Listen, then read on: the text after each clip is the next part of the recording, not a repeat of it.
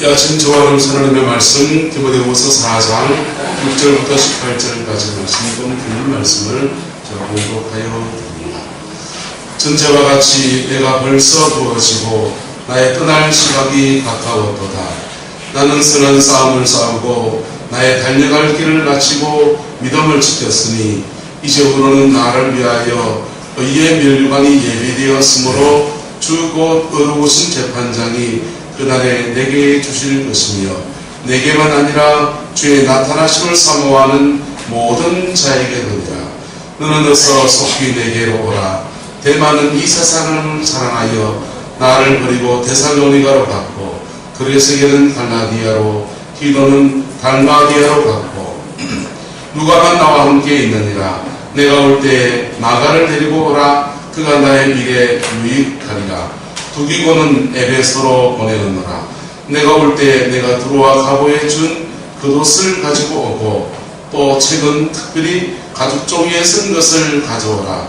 우리 생업자 알렉산더가 내게 해를 많이 끼쳤으며 주께서 그 행한 대로 그에게 갚으시리니 너도 그를 주의하라.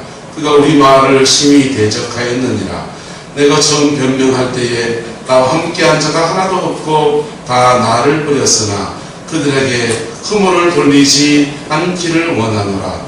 주께서 내 곁에 서서 나에게 힘을 주시면 나로 말미암아 선포된 말씀이 온전히 전파되어 모든 이방인들이 듣게 하려 하심이니 내가 사자의 입에서 흠짐을 받았느니라.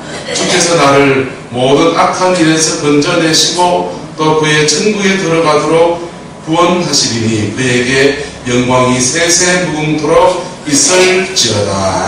아멘. 매년 11월 달 말쯤 되면 이 노래가 자꾸 떠오릅니다. 우리 큰애가 지은 노래입니다.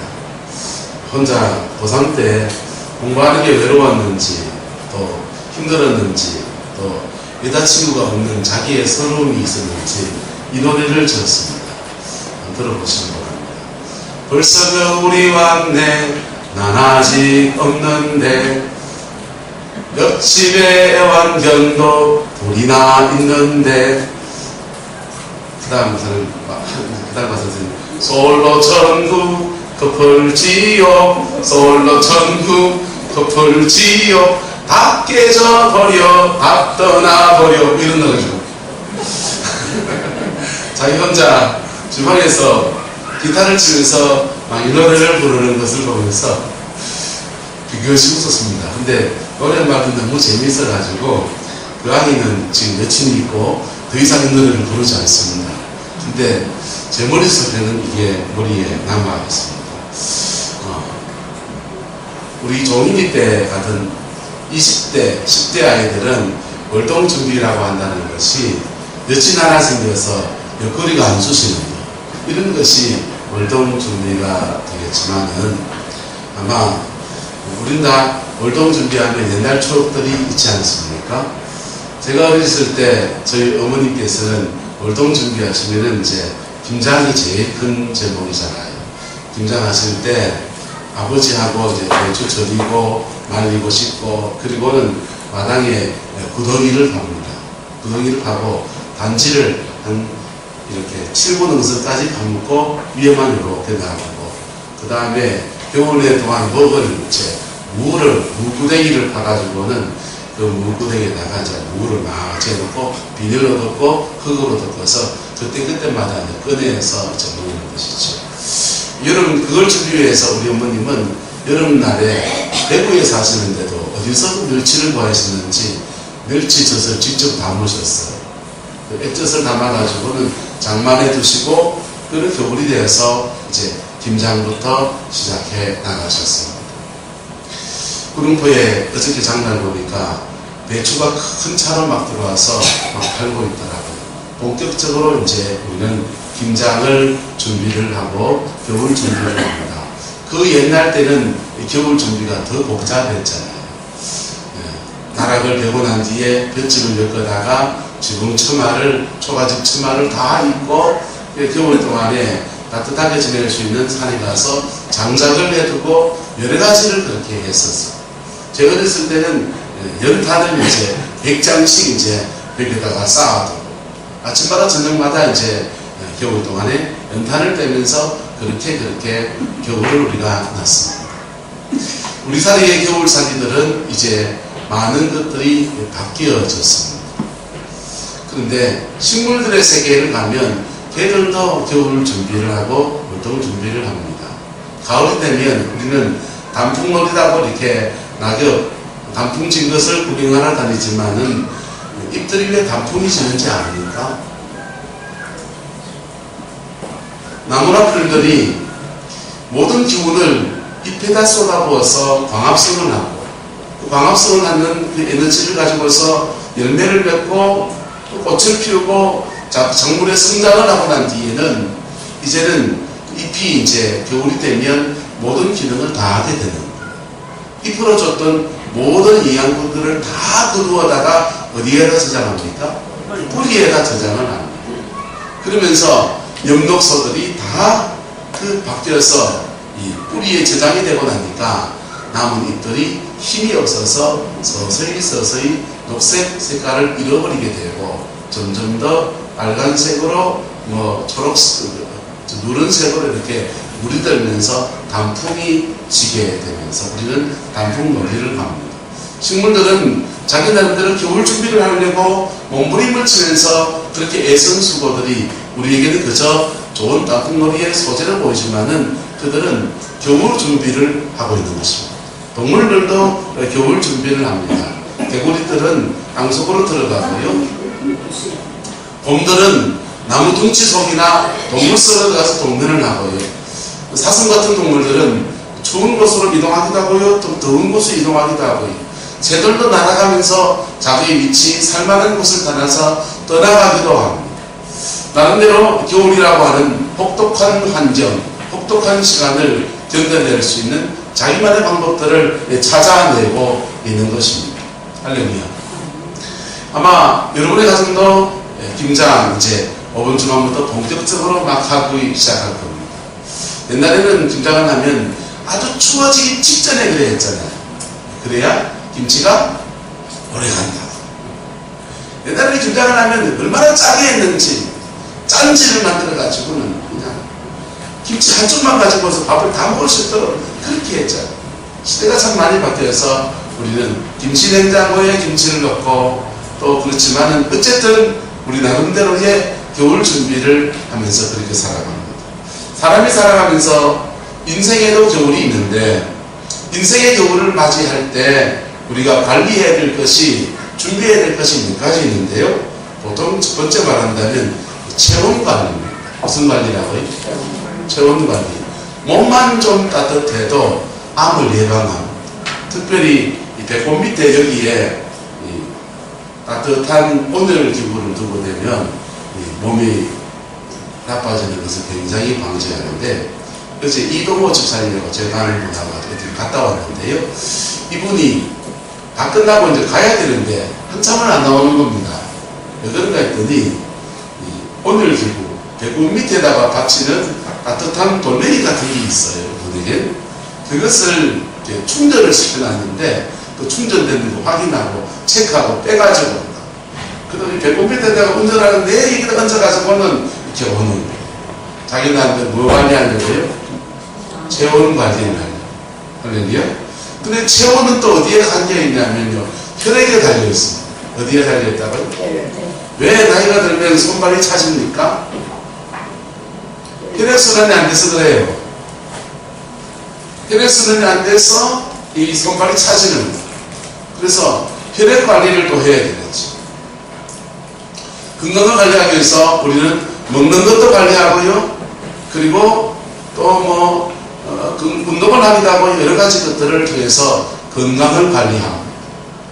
건강관리의 핵심은 노년 생활에서 중요한 부분 가운데 한 가지는 바로 체온 관리다. 무슨 관리라고요? 체온 관리 잘 하시기 바랍니다. 그런데 우리가 인생을 살아가면서 노년 생활에 정말 중요한 것 중에 한 가지가 또 하나가 뭐냐면 마음 관리예요. 무슨 관리요? 우리 유행가에 이런 노래가 있지 않습니까? 마음 하나를 내려놓는 게 말처럼 쉽지 않아도 일소 일로 얼굴마다 쓰여져 이렇게. 자, 그런데 이 마음 하나를 이렇게 잘 관리하면 정말 온몸의 건강도 되고요. 그 다음에 사람들에게 덕을 끼칠 수 있고요. 여러분, 노년의 생활이 되면 될수록 여러분의 마음이 잘 관리되기를 예수님의 이름으로 축복합니다.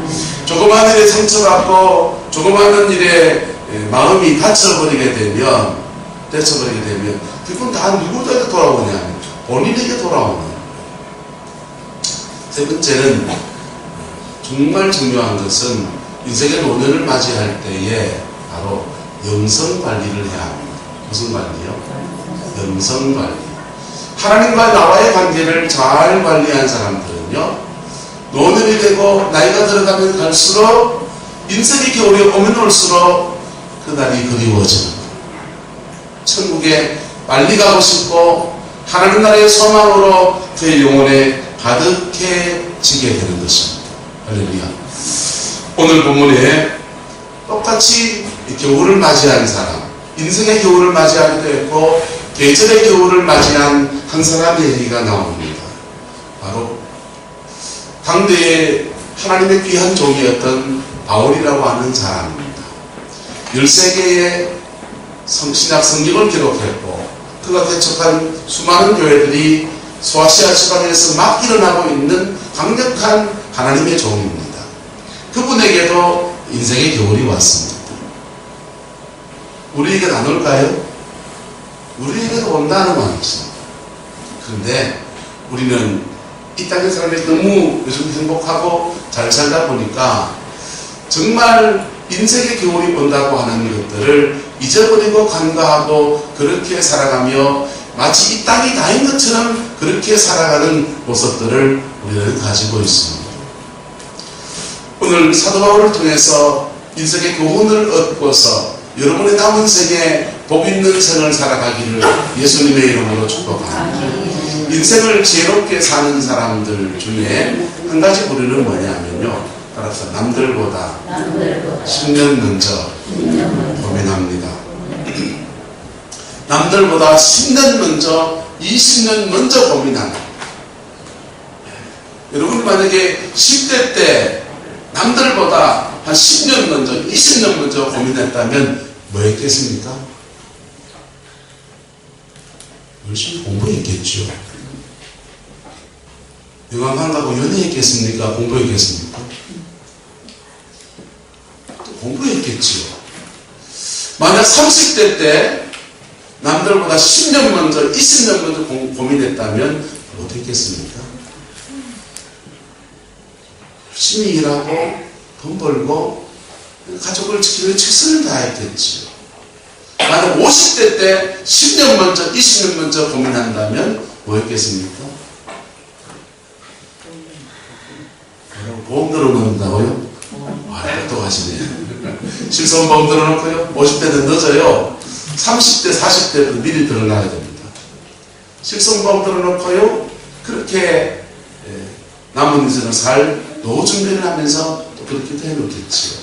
그런데요, 그건 다 이 땅에서의 필요인 것입니다. 할렐루야. 죽음 너머의 세계가 있고 인생의 끝자락에서 우리를 받아주실 하나님 아버지 그 큰 사랑이 있는가 하면 하나님 아버지 엄청난 공의의 심판도 동일하게 존재하는 것이기 때문에 그것을 깨닫는 사람, 아는 사람은 그것을 미리 준비하는 것입니다. 할렐루야. 오늘 사도 바울은 자신의 인생의 겨울을 맞이해서 지나간 날을 회고하고 앞으로 일들을 기대하면서 또 지금 해야 될 일들을 나누어서 과거, 현재, 미래를 동시에 정리해 가는 것을 볼 수가 있습니다. 그게 과거입니다.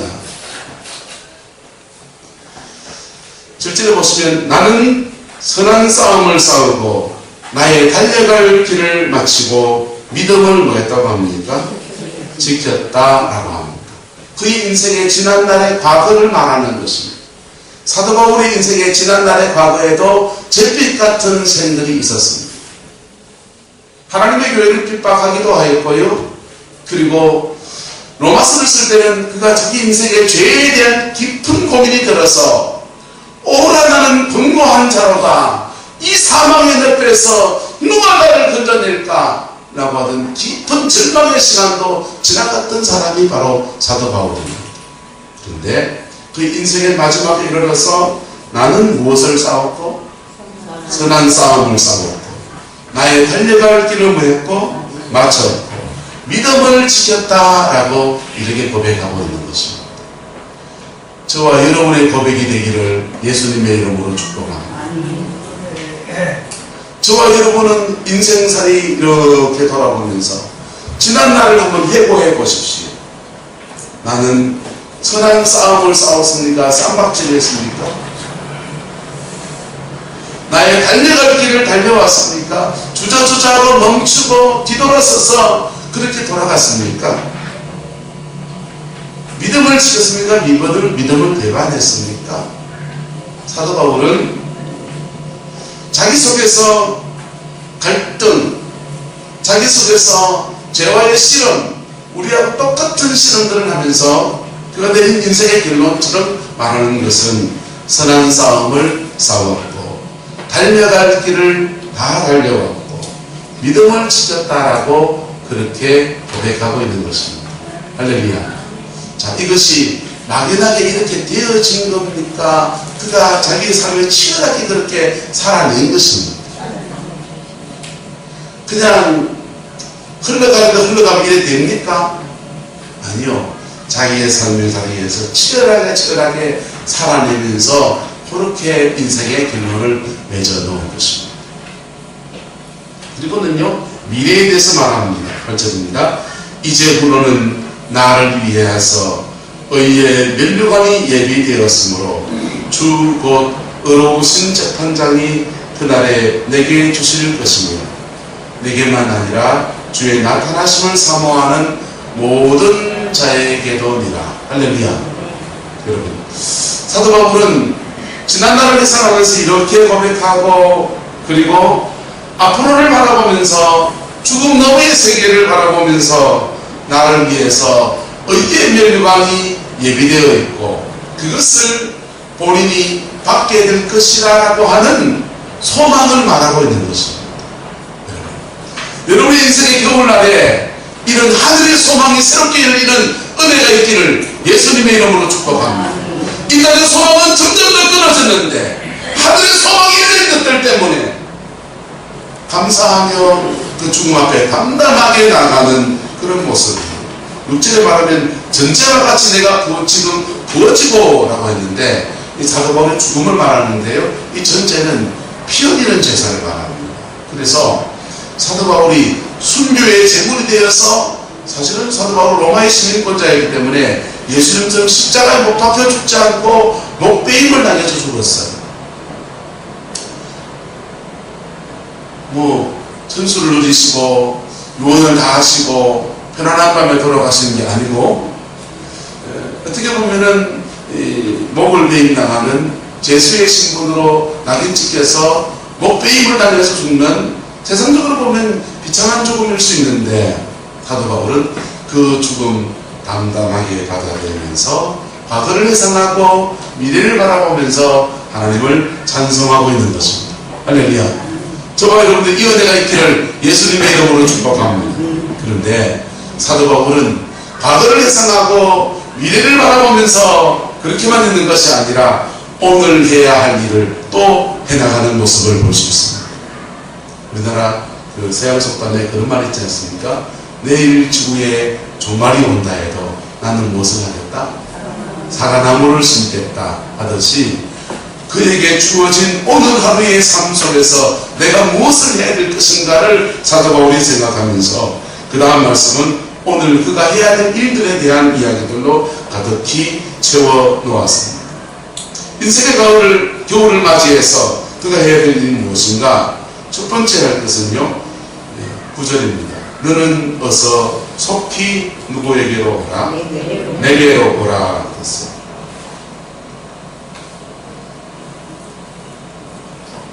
사도 바울이 인생의 겨울을 맞이할 때에 그가 오늘 내가 시급하게 나의 인생의 마지막을 맞이했기 때문에 내가 해야 될 첫 번째 일이 무엇일까 하면서 그가 내린 결론은 뭐냐면 오늘 성경 수신자인 디모데를 향해서 너 빨리 속히 내게로 와라 이렇게 말하고 있는 거죠. 왜 사도 바울이 디모데를 보기를 원합니까? 보고 싶어서? 어떤 유언을 하려고? 그런 정도가 아니에요. 여러분, 구약성경, 신약성경을 자세히 보십시오. 믿음의 사람들이, 정말 믿음으로 살았던 사람들이 하나님께 갈 때에 일어나는 현상입니다. 모세가 죽게 올라갈 때에 누구에게 안수합니까? 여호수아를 세웁니다. 이스라엘의 당대의 가장 최고의 선지자였던 사무엘 선지자가 주님의 부르심을 받아서 천국을 갈 때가 되었습니다. 그 후계자를 세워야 됩니다. 그래서 기름병을 들고서 사울에게 안수를 하고 기름을 붓고, 그 다음 두 번째 다윗에게 안수하고 기름을 부었더니 후계자다 이렇게 세운 것이요. 그랬더니 사람들 벌떼같이 따르면서 후계자를 와와 세워서 다음함으로 세운 그런 이야기 정도가 아니고, 그때부터 이상한 현상이 사울에게나 다윗에게 일어나게 됩니다. 사울왕에게는 사무엘을 통해서 기름을 받았더니, 부음받았더니 사울은 그때부터 예언하기 시작합니다. 예언의 은사가 와서 그 예언을 하면서 이스라엘 백성을 모으고, 그리고 블레셋과 싸워 이길 수 있는 모든 준비를 다해 나가는 하나님의 용사로 세워집니다. 다윗에게 기름을 부었더니 다윗은 갑자기 없던 능력이 막 와가지고는 양치는 소년에서 졸지에 적장 골리앗을 대적하면서 물맷돌을 던져 나르는데, 물맷돌이 무슨 로켓 포탄입니까? 적장 골리앗을 맞았더니 그냥 그 거구가 쿵 쓰러지면서 이스라엘을 구원하는 강력한 용사로 세워집니다. 사울에게는 안수했더니 왕으로 책임을 감당할 수 있는 지혜와 총명과 예언의 은사가 임하고, 다윗에게 기름을 부었더니 다윗에게는 적장 골리앗을 끝까지 이길 수 있는 강력한 용사의 영이 그에게 임해서 하나님께서 맡기신 사명을 감당하게 되는 그런 역사가 일어납니다. 디모데를 오라고 하는 것은 디모데를 보고 싶어서, 물론 보고 싶지요.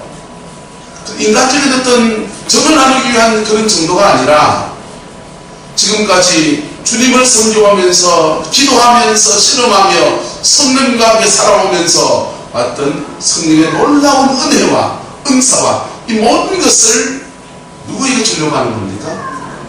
디모데에게 마치 유산을 남겨주듯이 다 주고 가시려고 하는 거예요. 그래서 그가 지금 인생의 노년을 맞이할 때 해야 될 일이 이것이다 해서 첫 번째, 다음 후대를 세우는 일에 최선을 다해 나가는 모습을 볼 수가 있습니다. 두 번째는요, 13절에 보시면 내가 올 때에 두루와 가보에 준 못을 가지고 오고 겉옷을 가지고 오고 또 책은 특별히 가죽 종이에 쓴 것을 가져오라 이렇게 말하고 있습니다. 겉옷은 왜 필요한지 아시겠죠? 추우니까. 저도 아래부터 감기기가 돌아서 새벽에 나올 때는 방코트를 입고 옷깃을 세워서 어떻게 하든지 목을 보호하려고 애렸습니다. 추우니까 지금 그것을 가지고 올라가는 것은 자연적인 모습입니다. 그런데 책은 특별히 가죽 종이에 쓴 것을 가지고 오라 그랬어요. 여러분, 우리나라 지금 요즘은 얼마나 좋습니까? 성경책 한 권 여기 다 들어있잖아요. 66권 여기 다 들어있지 않습니까? 사도 바울 당시에는 성경을 양가죽에다가 기록했습니다. 가죽종이라고 말하는 거예요. 그래서 가죽에다가 양피지, 양가죽에다가 이걸 기록을 해가지고 성경을 기록하는 거죠. 한 구절 한 구절, 그것도 인쇄한 게 아니라 뺏겨적인 성경을 기록하는데 부피가 많이 나가고 하니까 그것을 어디에다 두었냐면 드로아 가보의 집에다가 그것을 놔두었는데 이제 그것 좀 갖다 달라고 하는 것입니다. 사도 바울 정도 되면 성경이 머릿속에 들어와 있지 않겠습니까? 줄줄줄 다 외우지 않겠습니까? 그런데 그가 읽고 묵상하던 그 성경책을 드로아 카고에 두었는데 그거 가지고 와서 내 영혼에 충전을 하고 그리고 내 영혼의 깊은 것들을 채워나가는 그런 시간으로 내 남은 인생을 살고 싶다라고 하는 것입니다. 할렐루야. 여러분, 여러분의 인생의 겨울날에 무슨 책을 읽으면서 시간을 보냈습니까? 아니, 책 말고 텔레비전에 뭘 틀면서 시간을 보냈습니까? 기독교다. 세상에 같으면 참 기도합니다. 어떤 분들은요, 아침부터 저녁까지 연속곡입니다. 손주라도 있으면 이 리모컨까지 싸울 판이에요. 이 권사님 아닙니까? 주원이하고 리모컨과 싸웁니까?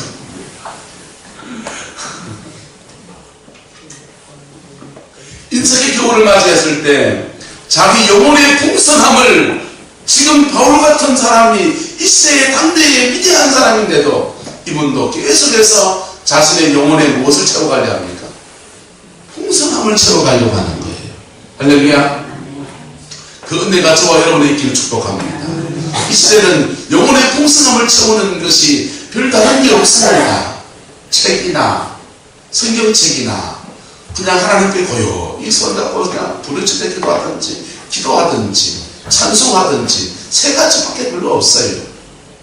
그런데 우리 시대는 얼마나 좋습니까? 이 핸드폰 하나에 온갖 좋은 목사님 설교는 다 들어와 있습니다.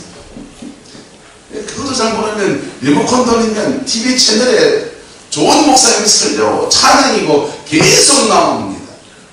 그것도 모자라겠거든. 저한테 말씀하십시오.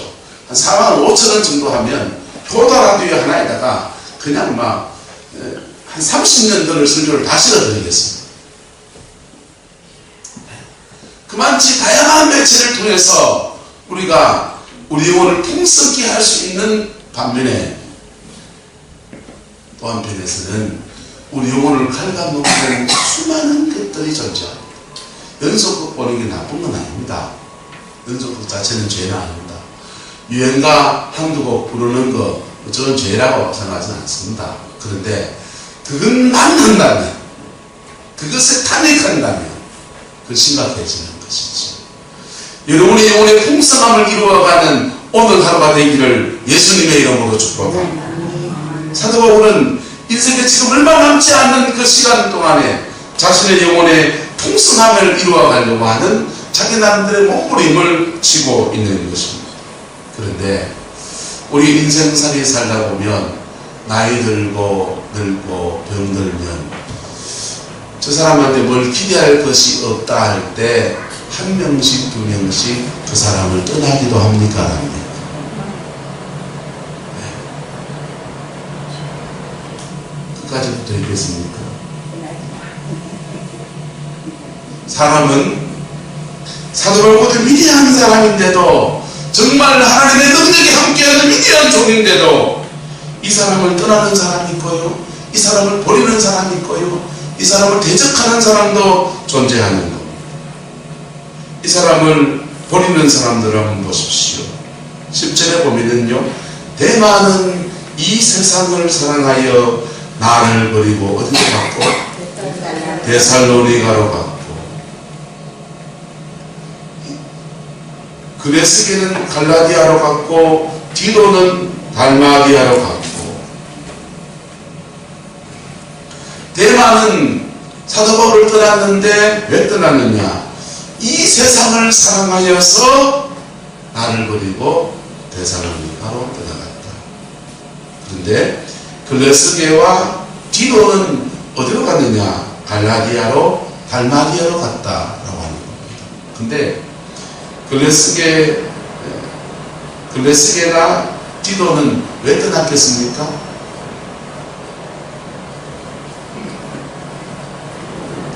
다 배웠으니 하산하라 하듯이 사도 바울에게서 영적인 배움을 배우고 인격의 감화를 받고 너 이제 하산하라 파송해서 보냄을 받았든지, 아니면 난 이만치 배웠으니까 스승님 이제 굿바이 하겠습니다 라고 스스로 갔든지 어쨌든 갔다라는 겁니다.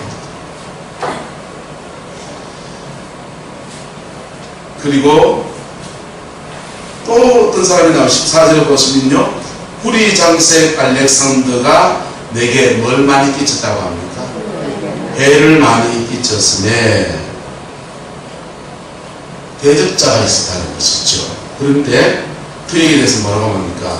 주께서 그 행한 대로 말이라 갚으시리니. 그리고 디모데에게도 뭐라고 그럽니까? 너도 그를 말아 주의하라. 그가 우리 말을, 바울의 말이 뭔 말입니까? 복음이잖아요. 복음 전하는 것을 심히 대적했다.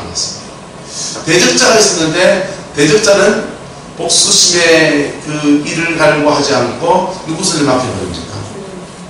주님께 맡겨버립니다. 할렐루야. 그 다음요, 16절에 보세요. 내가 처음 변명할 때에 나와 함께한 자가 뭐 했다고 합니까?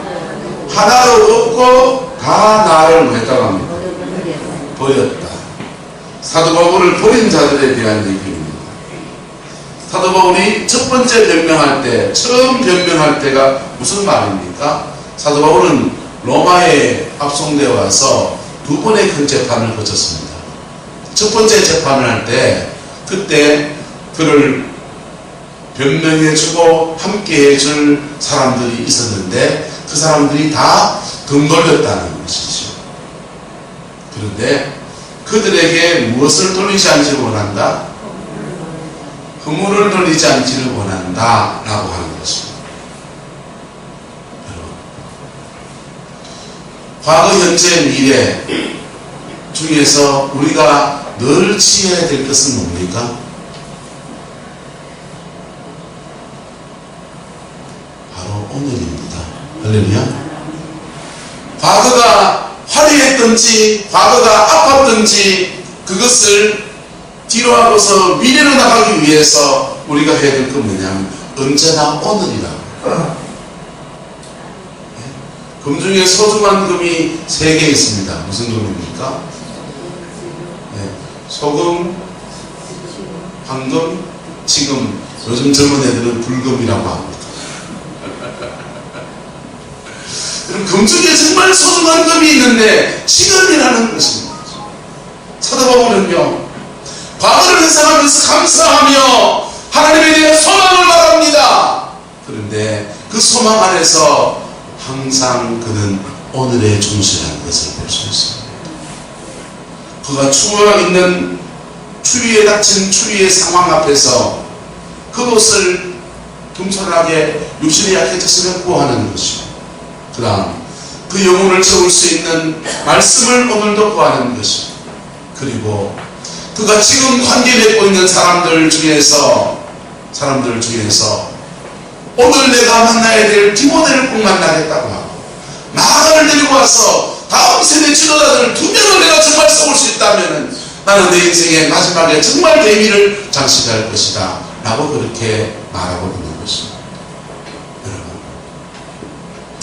이제 다음 주간만 되면 12월이 시작이 됩니다. 그리고 교회는 대림절로 넘어가게 돼요. 정말 겨울이 왔습니다. 과메기를 말리고 한참 오징어를 말려야 될 텐데, 이복 수사님 제가 그리고 너무 반갑기도 한데 오징어 만나서 걱정입니다. 저는 너무 반갑습니다. 근데요, 구름포가 다 지금 겨울로 가고 있습니다. 근데 저와 여러분들 인생도 겨울로 가고 있다라고 하는 것입니다. 이 중에서 난 아직 겨울이 아닙니다, 나는 지금 여름입니다 하는 분이 계실 수 있습니다. 좀 지나면 가을입니다. 좀 지나면 겨울입니다. 그리고 인생이라는 게 참 묘했어요. 그게 닥쳐봐야 압니다. 닥쳐봐야. 아이를 낳고 그대를 대학을 보낼 때가 되니까 걱정이 참 되는 거예요. 얘를 대학을 어떻게 보내냐. 그런데 문득 생각이 납니다. 우리 아버지는 참 대단하다. 아들 셋을 아들 셋째 딸 하나 사남매를 다 그 대학을 어째 다 보냈는 거. 너무 대단하다. 내 아이를 대학을 보낼 때 되니까 우리 아버지가 고마워지고 알아지고요. 제가 대학 갈 때는요, 우리 아버지가 그거 준비하고 하는데 수고를 얼마나 하는지 아무도 몰랐습니다. 제 나이 50점 넘어가고 나니까 이제 제 나이 50에 등막해 인생에 닥친 인생들을 좀 알아집니다. 70대가 사는 것은 어떻게 사는지 아직 잘 모릅니다. 근데 오늘 사도 바울을 통해서 여러분 지혜를 얻을 수 있기를 축복합니다. 한번 따라합시다. 10년만 당겨서 고민합시다. 10년만 당겨서 고민하십시오.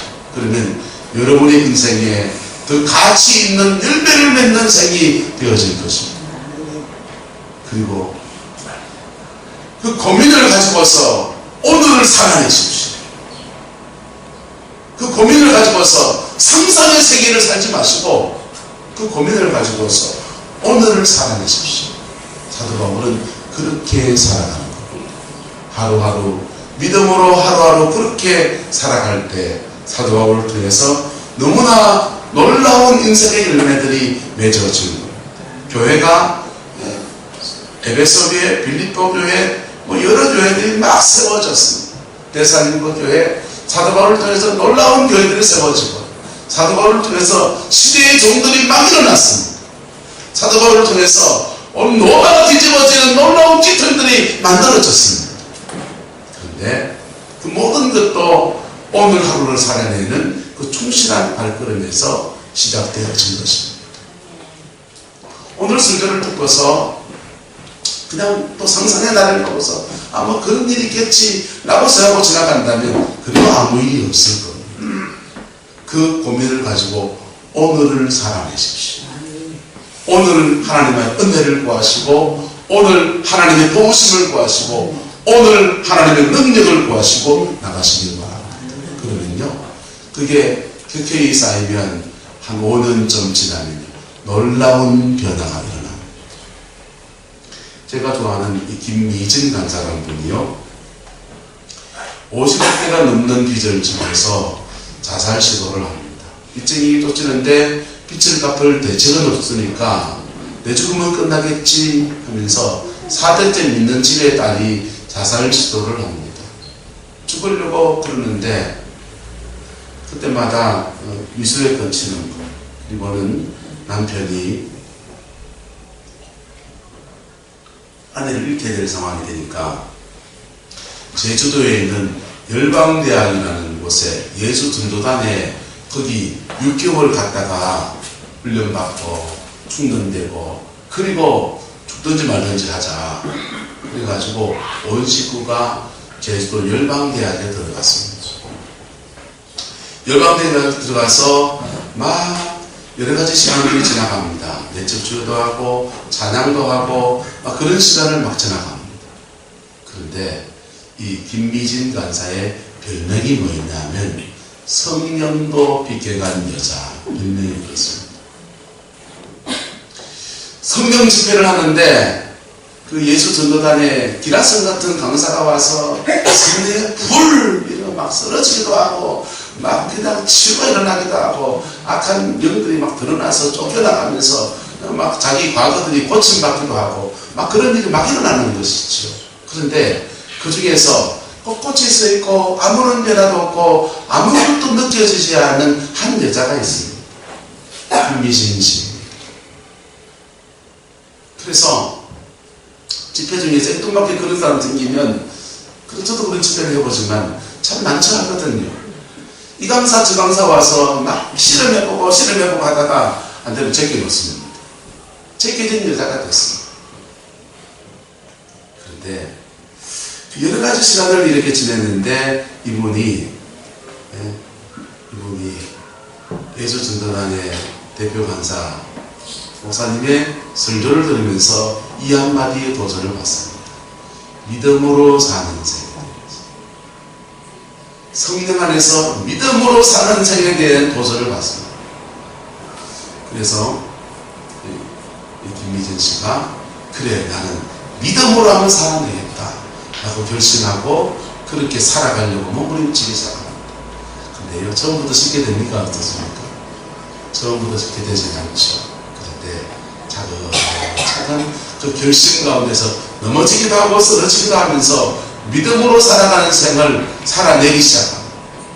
그랬더니요, 한 10년쯤 지나고 난 뒤에 하나님이 그를 이렇게 세우시는데 비전 이미 다 갖고 할렐루야.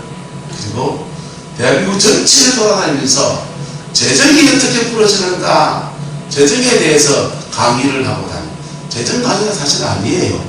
믿음으로 사는 삶에 대한 강의지. 할렐루야. 네. 하나님 앞에 쓰임받기 시작하는데 대한민국 전체에 돈 문제, 물질 문제 고민하는 모든 사람들이 김미진 가서 강의 한번 들어보고서 이렇게 살아야 되겠다는 다시 도전을 받는 그런 사람으로 그렇게 세워져 있는. 그렇게 원하면 유튜브에 김미진 찍으세요. 그냥 이 동네 저 동네 가서 다 해놨습니다. 그런데요, 그분이 어느 날 어느 교회에 가서 집회를 하러 강의를 하러 가서 강의를 하는데 강의 중에 한 자매가 쫓아나오더니 미진영 자매님 안녕하세요 이렇게 인사를 하는 거예요. 가만히 보니까 그때 제주 열방대교에서 예수 전도단 집회할 때 가장 성령의 정신을 많이 받고 그냥 불을 이쪽에 쓰러져 저쪽에 쓰러졌다가 막 그랬다가 그랬다 저랬다가 가장 성령 충만한 것처럼 보였던 그 자매가 그 집회 장소에 세미나 장소에 그게 와가지고 앉아있는. 그래서 강의를 끝내고 이런저런 얘기를 하다 보니까 그 제주 유방대교에서 그렇게 성령 충만한 것 같던 그 자매는 10년이 지났는데 10년 전이나 지금이나 똑같더래요. 그러면 불바다 싹 들고 성령 충만 얘기하면은 너무 은혜가 받았어. 그런데 자기 삶의 자리에 하나도 변화가 없더라. 하나님의 인생에 함께 하시는 놀라운 전도와 역사들이 그냥 몸으로 느껴서 하는 이런 정도에서 끝나고 있더라고요. 여러분, 성령이 함께 하시는 것이 여러분의 인생에 열매로 나타나는 역사가 있기를 축복합니다. 그의 삶에 열매로 나타나는 역사는 오늘 사도하고 같이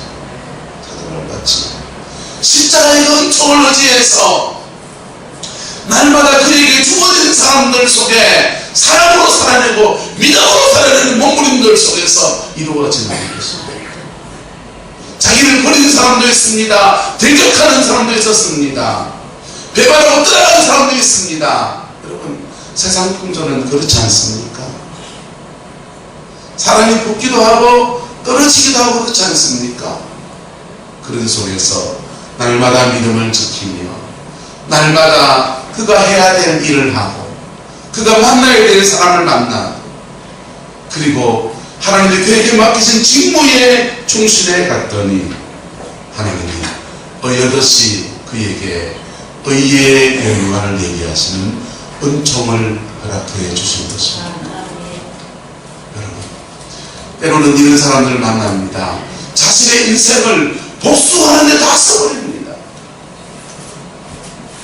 인생살에 살면서 억울한 일에 하나씩 두 가지 안 얽히는 사람이 누가 있습니까? 그 억울한 일에 얽혀서 그것을 복수하는데 자신의 시간을 다 써버리고 자신의 에너지를 다 써버리는 거예요. 대구에서 개척교회를 할 때 교회에 박정아 자매라고 주석을 했는데요, 이 자매의 아버지가 경산에서 골프장을 했습니다.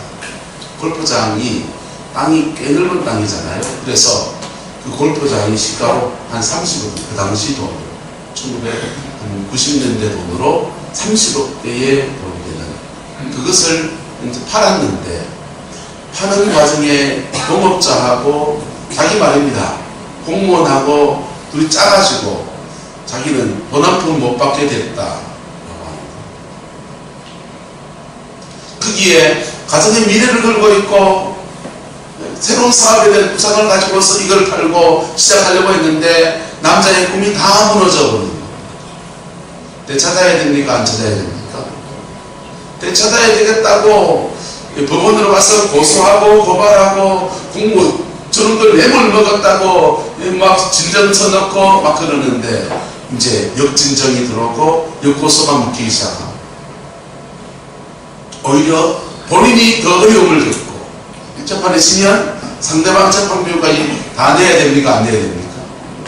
없는 돈에 재판 비용 자기 거 내고 상대방 재판 비용 다 내고 나니까 정말 알거지가 되었죠. 너무 화가 나고 요리치니까 밤에 집에 들어오면서 술이 떡이 돼서 들어옵니다.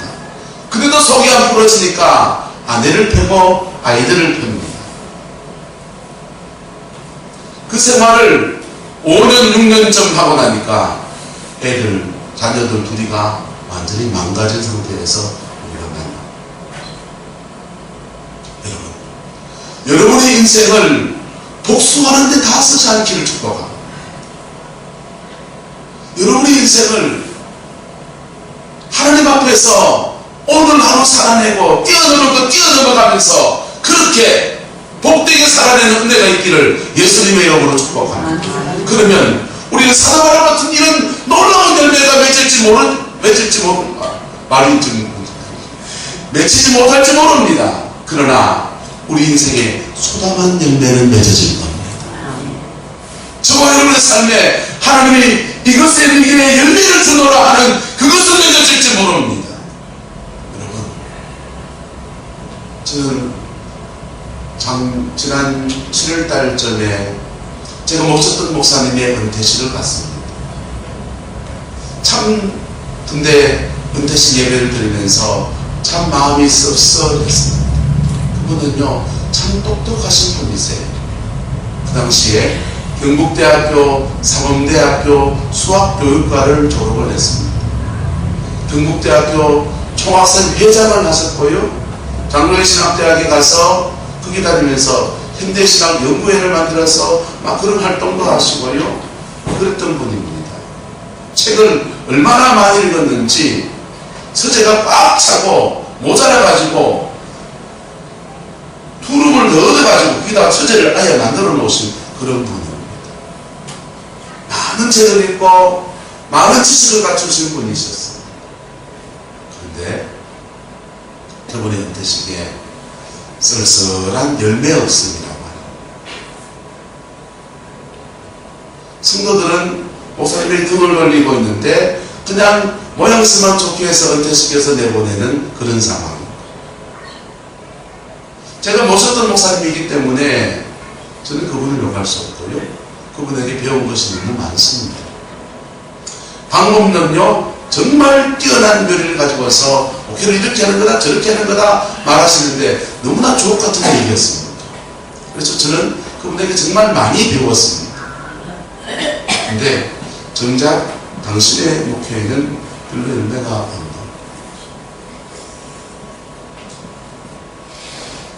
저는 목사라서 목사들의 열매를 주로 보면서 저를 강금질하는 도구로 사용합니다.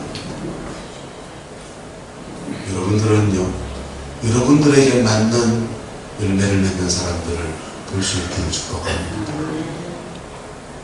여러분의 인생 여정 안에서 남은 인생의 여정 안에서 하나님 앞에서 이 땅에서 열매가 있고 하늘에서 상이 있는 그 은혜가 있기를 예수님의 이름으로 축원합니다. 그러려면요 뛰어넘을 거 뛰어넘으셔야 됩니다. 용서할 거는 용서하셔야 됩니다. 그리고 어떤 상황 안에서도 오늘 내가 해야 될 일은 해야 되는 겁니다. 할렐루야. 그렇게 나가면요 한 걸음 한 걸음 같은데요 천리길도 한 걸음 걷더라고요. 주님이 계속 이끌어 가시고 그리고 그의 인생에 그의 나름의 열매가 맺어지게 돼요. 그 사람이 목사라면 목사의 열매가 맺어지게 되지. 그분이 장로님이면요, 장로님으로서의 열매가 맺어지는 거예요. 그분이 권사님이면요, 권사님으로서의 열매가 맺어지는 거예요. 그가 사업을 하면요, 사업 안에서 열매가 맺어지는 거예요. 그가 하늘의 신령한 은사를 가지고 있다면요, 그 은사 가지고 열매가 맺어지는 거예요. 한 따라서 은사는 열매가 아닙니다. 은사는 열매가 아닙니다. 은사 가지고 영혼을 얻을 때 그 영혼이 열매인 거예요. 할렐루야. 동일하게 따라서 물질은 열매가 아닙니다. 물질을 가지고서 하나님의 선한 일들이 이루어졌을 때 그 일이 열매이고 그 영혼이 열매인 것입니다. 사람들은 착각합니다. 인생에 노년이 되면 돈이라도 있으면 노후 생활이 편한 사실입니다. 그러나 하나님 앞에 그거 아무것도 아닙니다. 성령의 은사가 있으니까요, 제가 모셨던 기도원장님은요, 나이 90이 넘어가지고 본인 잘 걷지도 못하세요. 그런데 그분 밑에 계속 기도받으려고 줄 서시는 그 사람들. 그렇지만 여러분, 그 은사가 열매가 아니라, 물질도 열매가 아니라 교회의 직분도 열매가 아닙니다. 할렐루야. 교회 목사가 열매입니까? 목사가 뭐 열매입니까? 열매 아닙니다. 어떤 목사, 목회 안에서 어떤 인생을 세웠느냐, 그게 열매인 겁니다. 할렐루야. 우리는 열매 아닌 것들을 가지고서 열매를 착각하면서 우리 인생을 살아갑니다. 그것을 취하려고, 그것을 이룩하려고 인생을 투자합니다. 여러분, 진정한 주님의 열매는 그런 것이 아닌 것입니다. 근데 직분이 있으면 열매 맺기가 좋습니까? 안 좋습니까? 좀 도움이 되지요. 물질이 있으면 열매 맺기가 좋습니까? 안 좋습니까? 좀 도움이 되지요. 성령의 은사가 있으면 열매 맺는 데 도움이 됩니까? 안 됩니까? 도움이 되지요. 그래서 하나님은 우리에게 열매를 맺어가고 은사도 주시고 물질도 주시고 직분도 허락하시고, 예? 세상에도 세우시고 교회에서도 세우시는 역사들을 허락해 주시는 겁니다. 뭐 하라고요? 열매 맺으라고. 그러나 직분에 상관없이 모든 그리스도인이 동일하게 맺어야 될 열매는 세 가지. 첫 번째, 따라서 내가 열매입니다. 내가 열매. 내가 알곡되는 것. 쭉쟁이나 가라지가 아니라 내가 알곡되는 것. 두 번째 열매는 가정의 열매입니다. 무슨 열매라고요? 가정의 열매. 누구나 다 가정을 가지고 살지 않습니까? 가정 안에서 그리스도의 사랑과 거룩함으로 그 가정 안에서 믿음의 열매를 맺어내는 것입니다. 세 번째는요, 사역의 열매입니다. 사역의 열매는 그가 처한 환경 따라 달라져요. 목사는 목사의 열매를 맺고요, 자신이 사업하는 사람이면 사업하는 사람으로서의 열매를 맺기를 축복합니다. 여러분, 그것이 다 어디에 시작됩니까? 믿음 가지고 오늘 하루를 살아내는 데서 시작되어지는 것입니다. 이제 우리는 겨울로 들어갑니다. 사도 바울의 겨울을 보면서 우리의 겨울을 복되게 만들어가는 그 은혜가 저와 여러분과 함께 하시기를 예수님의 이름으로 축복합니다. 기도하겠습니다. 사랑과 은혜가 많으신 아버지 하나님, 주님의 나라가 이루어지게 하옵소서. 주님의 뜻이 이루어지게 하옵소서. 주님의 영광이 함께 하시며 우리 모든 성도들이 생활과 삶의 자리에서 아름다운 믿음의 열매를 맺으며 남은 인생의 복으로 살아낼 수 있도록 축복하여 주시옵소서. 아버지, 아브라함 같은 믿음은 모자라지만, 다윗 같은 용기는 모자라지만, 우리는 오늘 하루를 살아낼 수 있는 하루의 은혜가 있기를 소망합니다. 성령님 역사해 주시고 주장하여 주시고 이끌어 주시옵소서. 주께서 함께 하시기 원합니다. 예수님의 이름으로 축복하며 기도드리옵나이다. 아멘. 지금은 우리 구주 예수 그리스도의 은혜와 우리 하나님의 그 크신 사랑과 성령의 내주 교통하시며 우리와 함께 하시고 우리의 남은 생에 열매 맺게 하시고 전국 백성답게 세워가시는 그 놀라운 역사가 오늘 믿음으로 예배를 드리며 주님의 얼굴을 구하는 성공의 모든 성도들 위해 가정과 삶의 모든 자녀들 위해 지금부터 영원토록 함께 계시기를 간절히 축원하옵나이다. 아멘.